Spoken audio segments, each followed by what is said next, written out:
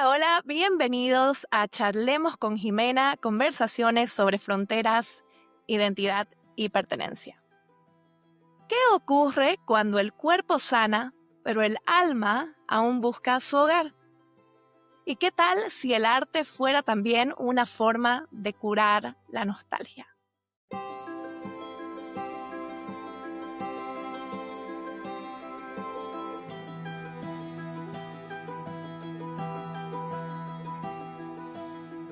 Hoy en Charlemos nos acompaña una mujer que ha hecho de la sanación y el arte su lenguaje para tender puentes entre culturas, memorias y futuros. Ella es una artista, migrante y proveedora de salud, nacida en Oruro, Bolivia, y actualmente radicada en el norte de Virginia, en el área metropolitana de Washington, D.C. Su historia cruza disciplinas y pasiones desde su trabajo en salud pública y obstetricia, atendiendo con empatía a comunidades diversas, hasta este proyectazo que es QC Art, un proyecto artístico donde exploramos la identidad, la memoria cultural y la resiliencia. Cada una de sus obras es una carta de amor a sus raíces y un testimonio de su viaje e identidad. Bienvenida, Ana Raquel Ceballos, a Charlemos. Es un verdadero honor tenerte aquí. Muchas gracias, muchas gracias. Estoy bien feliz de estar aquí y poder hablar un poco y compartir, ¿no? De nuestra cultura. No, encantadísima yo de tenerte y me encanta, estábamos hablando hace un momento, antes de empezar a grabar, acerca de tu background, de tu set que has creado y de todo el arte que tenés, que se ve bellísimo. Muchas gracias. ¿Esa es una de las pinturas que vos has hecho? Sí, sí, esa es una de las primeras que hice. A mí no estaba pintando prácticamente toda mi vida, pero recientemente empecé a compartir mediante Instagram. Ujú. Y esa es una de las pinturas que pinté hace unos años y tengo varias. Así, si vieras mi apartamento, está como lleno de diferentes cosas. ¡Qué bello! Pero comencemos con algunas preguntas para entrar así en sintonía, para calentarnos un poquito. Algo boliviano que nunca falta en tu casa. El mentizán. El mentizán. Estaba limpiando mi casa y encontré como 3, 4 mentizanes por todo lado y yo creo que es algo que desde que llegamos a los Estados Unidos, eso es lo que siempre mi mamá pedía que traigan de Bolivia. Ujú. Entonces, cuando llegamos aquí yo era niña, entonces no llegaban muchas cosas de Bolivia, pero ahora ya hay disponible porque hay una comunidad boliviana, pero eso siempre había en la casa. Entonces, eso siempre me hace lindos recuerdos a Bolivia, a mi niñez y todo. ¿Cómo explicarías qué es el mentizán? Para los que no saben, mentizán ungüento. Es como vapor rub, es como mentoso y que la gente lo usa para ponerse, digamos, si te haces una herida o te duele algo, siempre te lo frotas. Si tienes los labios chapped, ¿cómo se dice chapped? Pasados. Paspados, entonces te lo pones. Entonces es bien cute porque mi sobrino, que ya él es americano, ya nació aquí, su papá es mitad panameño, mitad salvadoreño, pero él es nacido aquí, pero él ya va a cumplir 3, tiene 2, y él siempre dice, mentizán, mentizán, mentizán, ¿ya? Entonces es bien cute, porque es algo que es bien usado en Bolivia, y Ujú. hice una ilustración sobre el mentizán, y los de mentizán les dieron un like, y Te estaba bien. contactaron.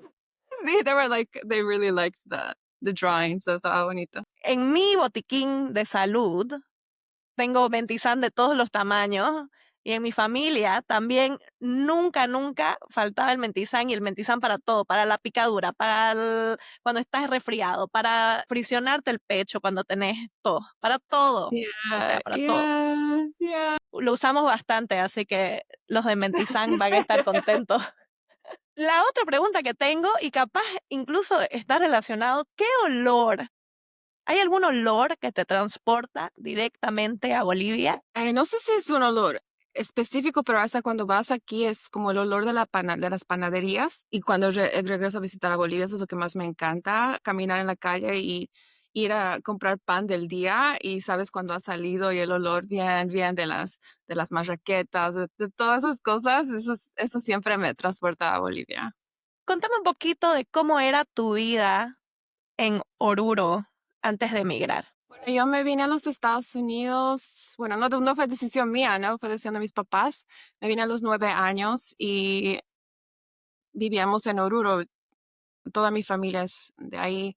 Era una familia bien unida.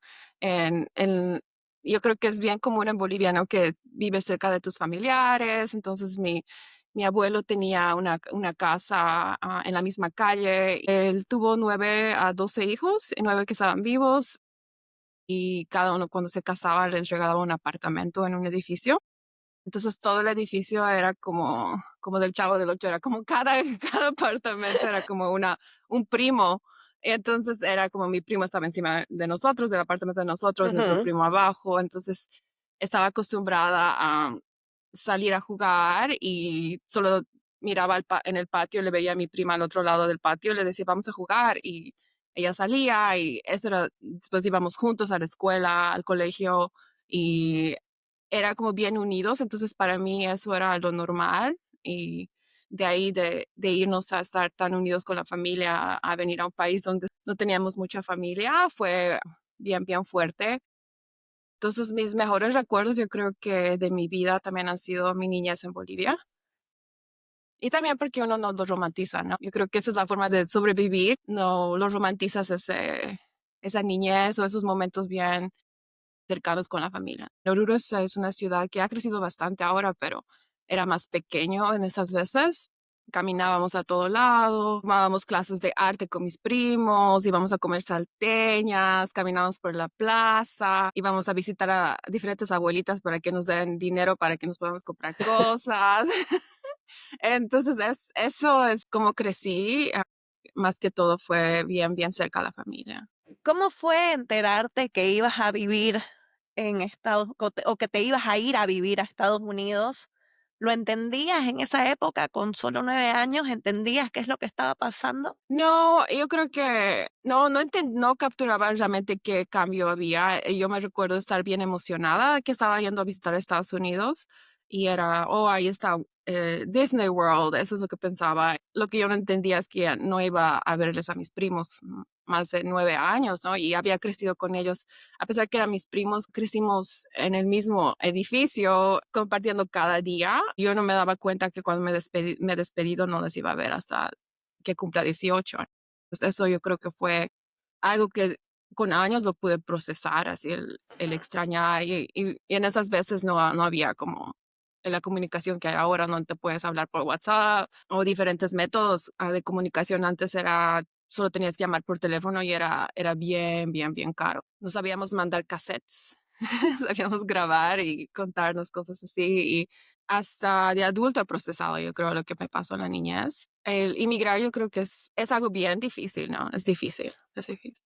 Es bien agridulce, eso sería. Esa es la definición que le pondría.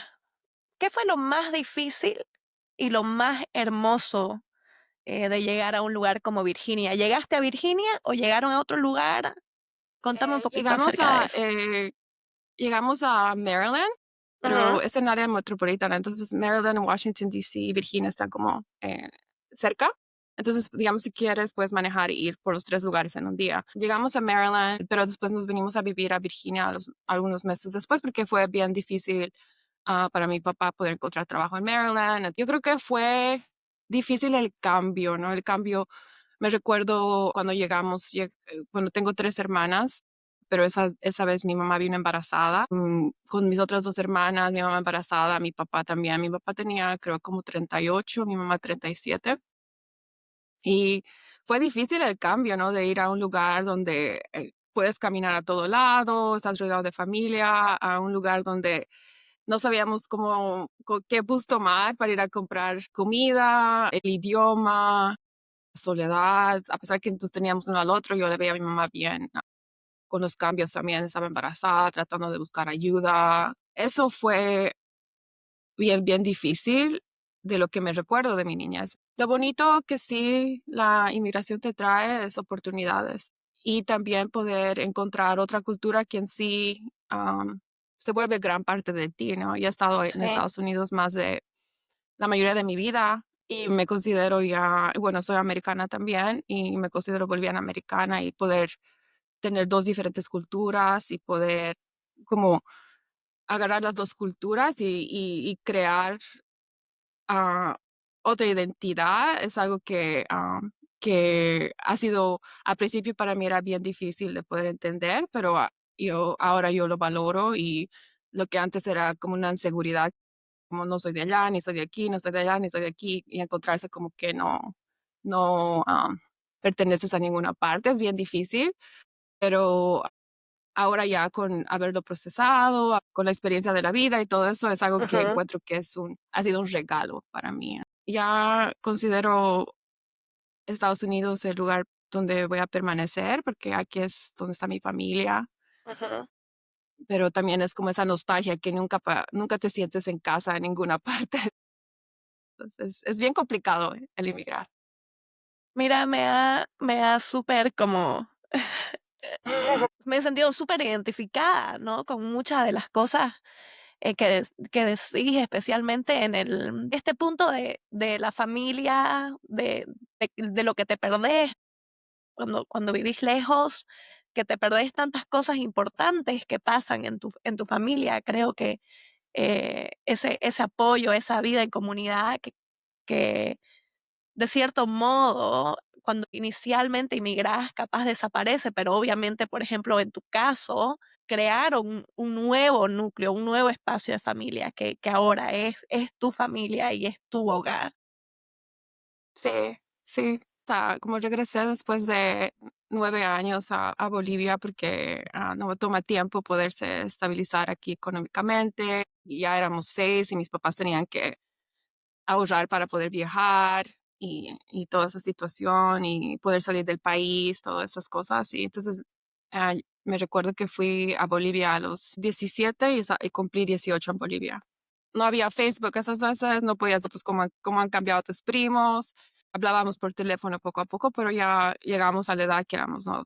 Teenagers y en la adolescencia y ya perdimos contacto. Me recuerdo haberles visto cuando me vinieron a recoger al aeropuerto. Oh my gosh, me hace llorar recordándome. Y nos vino a recoger mi tío y uno de mis primos que ya era teenager y estaba como él bien serio, ¿no? Y mi mamá se encontró con sus hermanas y empezó a llorar. Y yo creo que él también estaba en shock, y yo estaba en shock, y mis hermanos estaban en shock. Y como en Bolivia siempre hay como bloqueo, ¿no? Y me recuerdo, va a haber un bloqueo y tenemos que subirnos al carro bien rápido y vamos a ir directo a Oruro porque van a bloquear. Y nosotros en shock, así como, y mis hermanas todas estábamos en shock y nos pusieron en el carro y vamos a parar por el camino para tomar desayuno en alguna parte. Y nosotros tratando de procesar nuestros sentimientos, nos están diciendo como, súbanse al carro, nos hemos abrazado rápidamente. Mi mamá no paraba de llorar. Y nos subimos al carro y fuimos a un pueblito y paramos ahí para comer algo en un restaurante y nos sentamos al frente de mi primo y mi primo solo nos miraba y nosotros solo le mirábamos y así como, era como raro, era awkward al mismo tiempo, al Ujú, principio porque era un cambio bien fuerte y también como, no sé, emociones encontradas también y la altura, el primer día como nos dio un dolor de cabeza horrible y estábamos como nos guau, me regresaremos a imagino. casa y estábamos en la casa de mi abuela y los tres recuerdos que tienes, ¿no? Como yo me recuerdo la casa de mi abuela que de niña, porque yo creo que era porque era pequeña, me recordaba que era una casa inmensa, que era súper grande. Y me recuerdo ya cuando fui a los 18 era como, se veía todo bien pequeño y se veía como todo como ya estaba igual más antiguo, ¿no? Y todos mis primos de ahí vinieron a la casa de mi abuela a encontrarse con nosotros. Y ya mis primas, las que eran más mayores, yo tenía como 18 y mi prima debió tener como sus 25 o algo así. Entonces ella entendía más y ella vino y nos vino a abrazar, eso empezó a llorar y de ahí recién empezamos a llorar y como a encontrarnos y a decir como, wow, like, es eso lo que creamos en nuestra niñez, esa relación no se ha ido, sigue aquí, ¿no? Uno de mis primos al principio era bien serio, estaba parado ahí, como que no nos habló mucho al principio porque él tampoco no sabía cómo procesar sus sentimientos. Se casó hace unos años y yo pude ser su groomsman, pero era groomswoman. Normalmente los hombres no escogen, ¿no? A las damas, solo escogen a sus pajes, pero Ujú. como somos cercanos, él cambió y dijo, no, tú vas a ser parte de mí.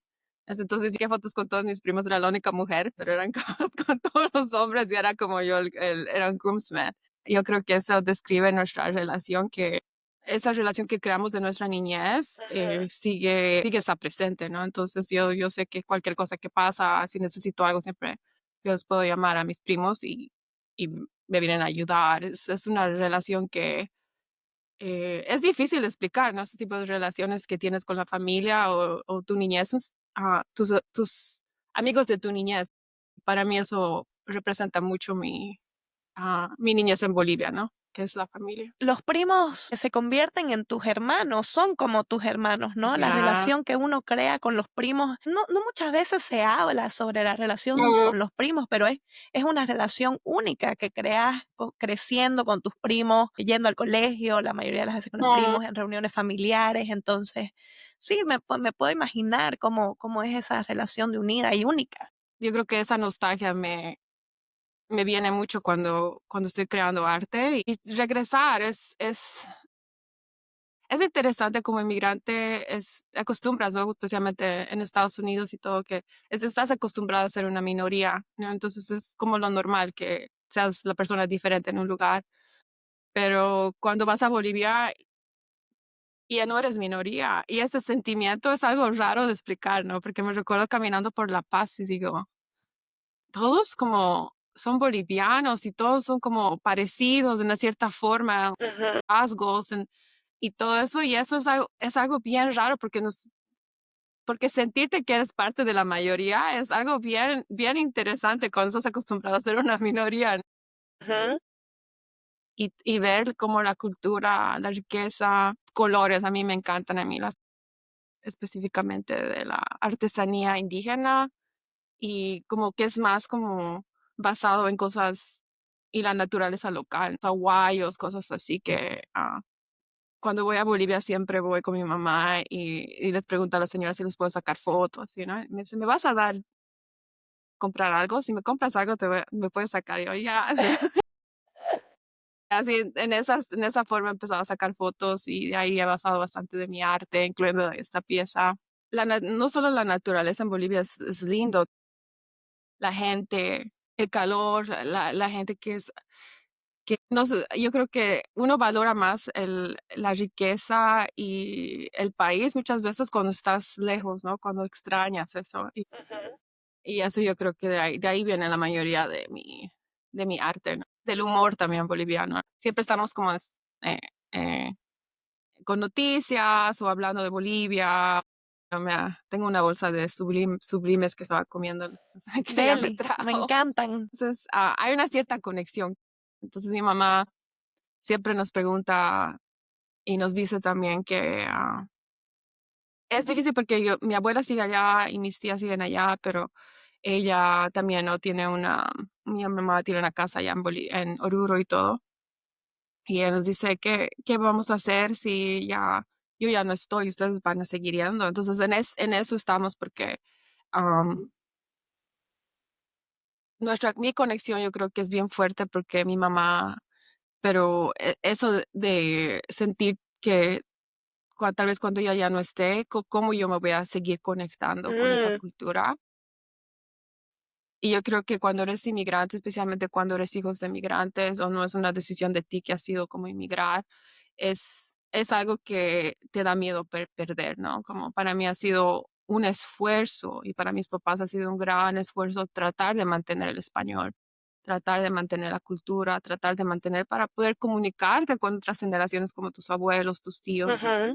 que el perderlo es bien fácil, tienes que ir contra una cierta, es una presión que hay para poder asimilarte también, para poder salir adelante, al Para mismo poder tiempo encajar. tratar ya y no perderlo. Es bien fácil. A mí los estudios han mostrado que en una generación se puede perder el idioma. Y ahora tengo sobrinos y todo eso y tratar de mantener el español y la cultura boliviana con ellos es algo que todos, no solo sus papás hacen el esfuerzo, sino todos alrededor hacemos el esfuerzo de enseñarles de hablarles en español, para que ellos se puedan comunicar con mis papás mejor y poder, y mi mamá y mi papá y nosotros, yo creo que hemos logrado eso con los sobrinos, pero es algo que uno se preocupa, ¿no? Que es bien, bien fácil perder el idioma y la cultura si no tratas. ¿Cuál fue la primera palabra que aprendiste en inglés y quizá no entendías que te acordés cuando llegaste a los 9 años? Porque me imagino que vos llegaste sin saber inglés o ya sabías un poco de inglés y luego tenías que ir al colegio que en inglés. ¿Cómo ha sido el idioma y cómo es ahora? Porque me imagino que también ahora hay mucho de Spanglish, ¿no? Oh, ya, En la yo forma creo en que que, te expresás.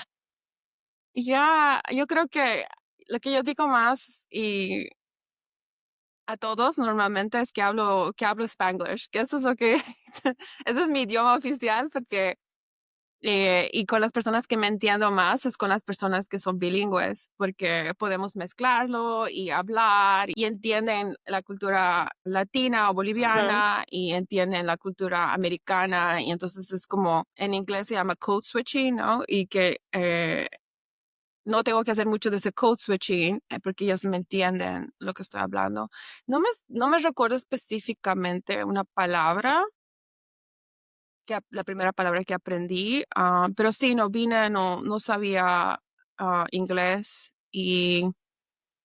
pero iba ya en colegio ah, donde sí tomaba inglés como un elective, pero no era así como que hablaba. Ujú. Sabía una que otra canción porque en la escuela nos enseñaban a cantar en inglés, pero vine aquí y yo creo que aprendí inglés en un año, un año.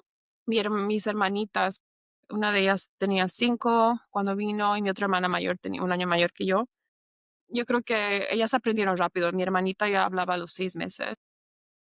Yo al año ya estaba hablando, pero me tomó para realmente hablar bien y me sentía cómoda porque llegas a un cierto nivel y aquí tienes que nivelarte en el nivel de inglés para poder tomar clases regulares. Entonces me tomó creo que unos 2 años y medio realmente sentirme cómoda, pero me tomó bastante esfuerzo poder salir como y nivelarme. Yo creo que nunca paré de ahí, ¿no? Porque estás siempre tratando de nivelarte y asegurarte que estés académicamente bien para poder entrar a la universidad y poder continuar tu carrera. Entonces, yo creo que siempre cuando miro atrás, me recuerdo bastante como esforzándome académicamente y no paré hasta que, hasta que acabé la segunda maestría. Y ahí recién miré hacia atrás y dije, wow, ahora sí puedo parar, ¿no? Entonces, Hablemos un poquito ya, ahorita que decías 2 maestrías, contanos un poquito acerca de quién es Ana Raquel hoy, que no hubiera existido si te hubieras quedado en Bolivia. Contanos un poco de tus estudios, qué te llevó a estudiar salud pública. Hablemos de eso. bueno, inicialmente desde niña, ¿no? Desde Bolivia, siempre amé el arte y tomaba clases de arte en Bolivia. Siempre mis papás me ponían como cada verano, bueno, no sería verano, sería cada vacación en Bolivia, porque en Oruro es frío. En las vacaciones siempre no, mis papás no les gustaba que nos quedemos en la casa no hacer nada, entonces nos ponían en clases de arte. A mi hermana, a mí, a mis 2 primos, entonces todos íbamos juntos a la clase de arte y de ahí vino mi amor al arte. Siempre eso es lo que quería estudiar. Vine a los Estados Unidos, yo creo que no me podía comunicar en las clases. Yo creo que era una niña bien, bien expresiva en Bolivia, ¿no? Que siempre me metía en problemas por hablar mucho. Siempre les llamaba a mis papás que, oh, está hablando Ana mucho en la clase. Muy charlatana. Sí, entonces eso siempre era lo que decían mis profesores. Y después vine aquí y no podía hablar el idioma, entonces no me podía comunicar, estaba bien asustada, tenía miedo de perderme. Tienes otras cosas que yo creo que los niños inmigrantes pasan. Y me recuerdo la clase de arte era el único lugar donde podía ser una buena estudiante. Entonces me expresaba mucho con mi arte y me recuerdo, no entendía lo que decía la profesora. La profesora de arte le gustaban mis dibujos y los mostraba. Entonces empecé a como ahí el arte me ayudó mucho a poderme expresar y a salir adelante.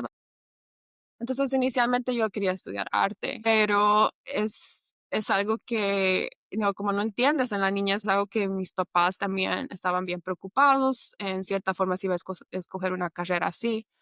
Y me recuerdo que llegué a un nivel donde estaba haciendo mucha arte ya en high school.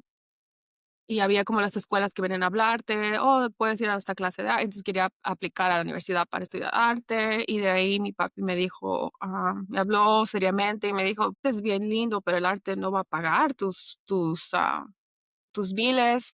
¿Por qué no estudias una carrera? Solo saca tu licenciatura en otra cosa, con una licenciatura en otra cosa que sea más, más garantizado que encuentres trabajo.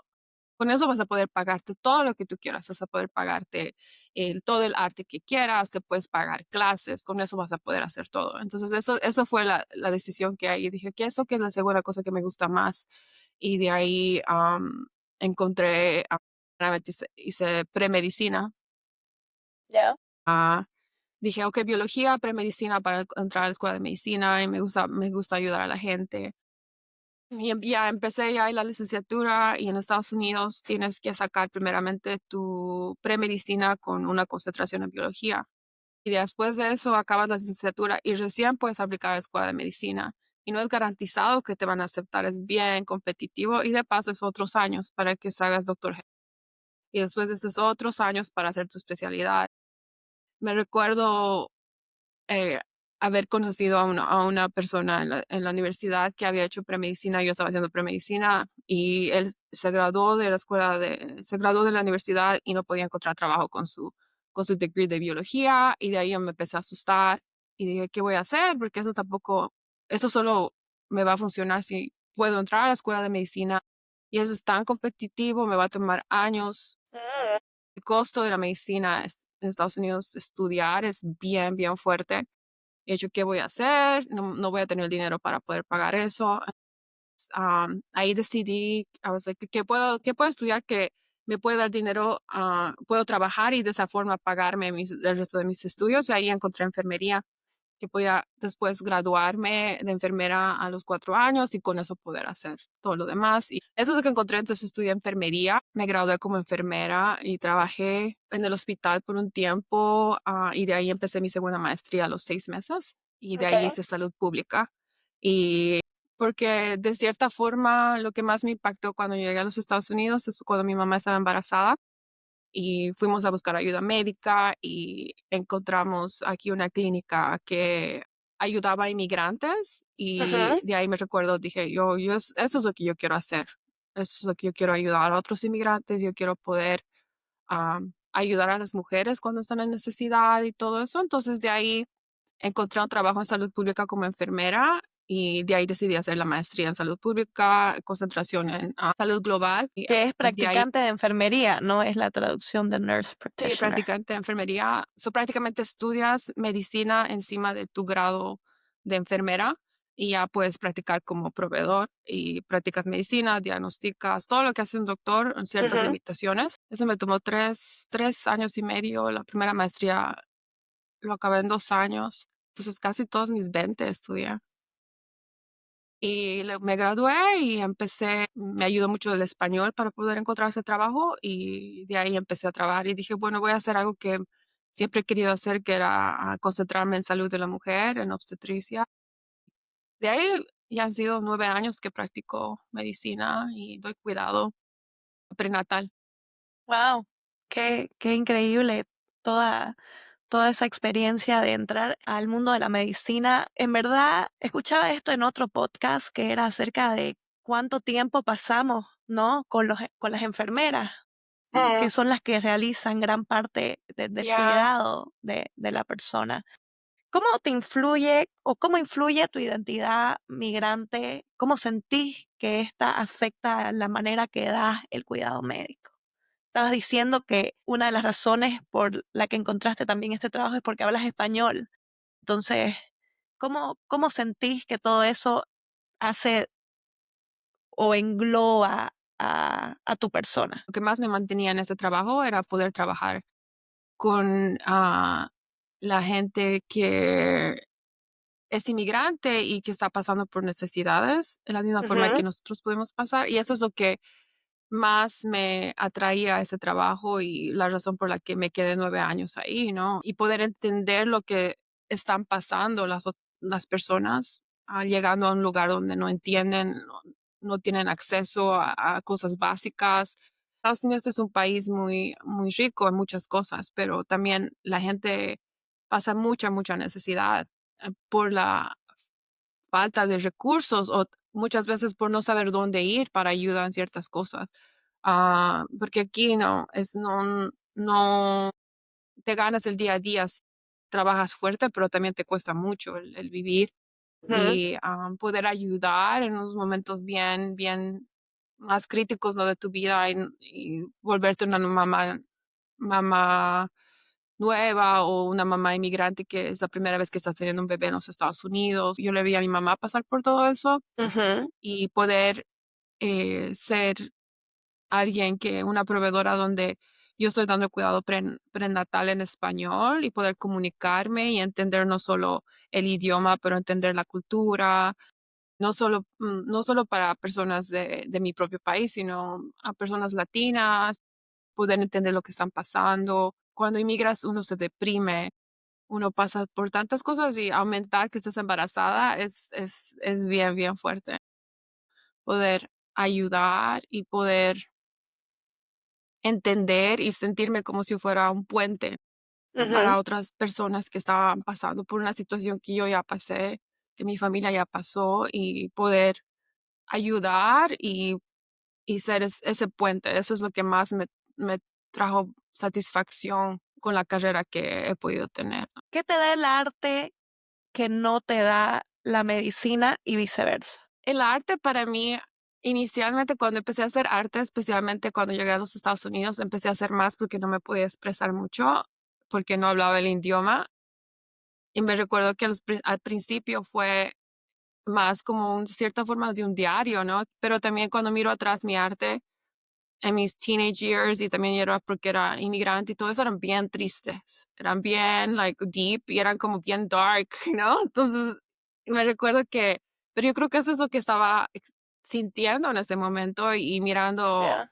mi arte hacia atrás, a veces me da mucha como tristeza de verme. Yo siempre decía, oh, voy a estudiar arte, a algún punto voy a estudiar arte y me voy a poder pagar eso. Pero la vida pasa, ¿no? Y sigues Ujú, y dices, ok, se me han abierto oportunidades en el espacio médico. Entonces he dicho, ok, no, cuando acabe esto voy a enfocarme más en esto. Pero siempre estaba como haciendo arte y lo hacía más como terapia. Y llegó un punto donde decidí que he dicho, voy a hacer arte que traiga bastante alegría y que me pueda expresar no solo en los momentos tristes, pero también en los momentos felices. Que el arte toma tiempo y toma bastante tiempo sola, porque tienes que escoger sí, cómo salir o, o hacer arte, porque las piezas toman tiempo, pero y ahí yo decidí, bueno, voy a enfocarme en hacer mi arte y le voy a dar vida a mi arte, porque en el fondo esto ha sido mi sueño de mi niñez y, y voy a ser más intencional con lo que estoy haciendo. Entonces continúo haciendo arte, pero ya era arte más feliz y más enfocada en celebrar. Me recuerdo, estábamos sentadas con una de mis amigas que es boliviana también y le digo que quiero hacer un proyecto para Bolivia, le quiero llamar algo porque mi abuela habla quechua ujú, y mi abuelo también, eso es su primer idioma, ellos llegaron a hablar español como su segundo idioma. Entonces, hasta cuando yo me comunicaba con ellos, su español era como broken Spanish. Y siempre me recuerdo, me decían guaguita y era como bien dulce para mí el quechua. Y yo dije, quiero nombrarlo algo en quechua. Mi amiga que ella es graphic designer y me dijo que, ¿qué quieres que tu arte exprese? Y así empezamos a hacer brainstorming para ver qué nombre quería darlo. Y de ahí llegamos a Cusi, que significa gozo en quechua. ujú, Y de ahí lo nombré Cusi Art y lo puse en Instagram. Yo creo que hace 3 años y poco a poco ponía un post, uno que otro cada mes. Y de ahí decidí como me voy a enfocar a poder a compartir más y, y ver qué pasa.